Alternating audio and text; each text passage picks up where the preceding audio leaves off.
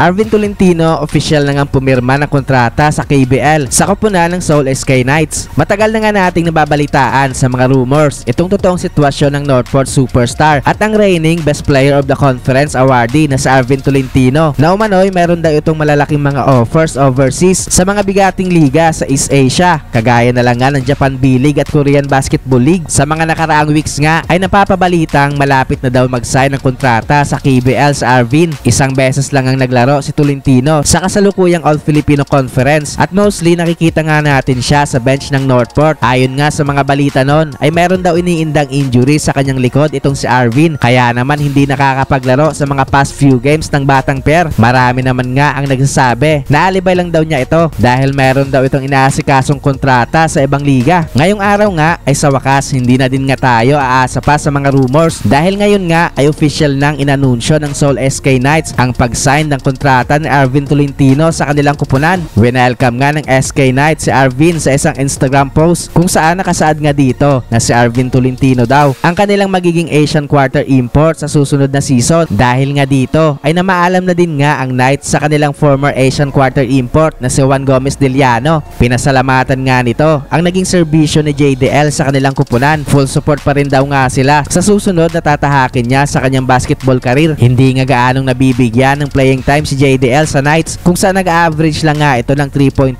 points, 1.5 rebounds at 1.1 steals per game sa nakaraang season. Hindi din nga naging sapat ang kanyang naging breakout game noong Game 2 sa finals ng KBL para bigyan pa ito ng isa pang chance. Pumiscore nga ito ng 19 points sa game na yon para pangunahan ang scoring ng Knights, pero tinalo nga sila ng LGC Lakers. Sa pag-sign nga ng kontrata ni Arvin Tolentino sa Knights ay asahan nga natin na magiging malaking tulong siya sa kanyang bagong kupunan. Mukhang seryoso nga itong SK Knights na makarest back sa susunod na season matapos nga itong matalo sa finals kalaban ng kupunan ni Carl Tamayo. Si Arvin nga ay isang 6'5" wing player that can shoot outside. Fit na fit nga ito sa kanyang bagong kupunan kung saan matagal na nga naghahanap ang Knights ng stretch wing kagaya ni Carl Tamayo. Si Arvin Tolentino nga ay nag-a-average ng 23.5 points, 7.8 assists at 3.5 rebounds per game sa nakaraang season ng PBA, dahilan para siya ang itanghal na Best Player of the Conference. Ngayon nga sa pagkawala ni Tolentino sa Northport ay mas nabaon nga palalo sa problema ang batang pair dahil sa pagkawala ng kanilang best player at ng kanilang pangalawang best player na si William Navarro na kamakailan lang nga ay na-trade sa Magnolia kapalit ni Calvin Abueva, Jerick Balanza at isang future pick. Mukhang target na naman ata ng Northport na makuha ang number 1 overall pick sa susunod na draft. Well, hindi na din nga ito bago sa liga dahil sanay na nga ang mga PBA fans na makitang ipamigay ng batang pair ang kanilang mga top players papunta sa mga bigating teams kagaya na lang nga ng San Miguel, Magnolia Hotshots at Barangay Ginebra.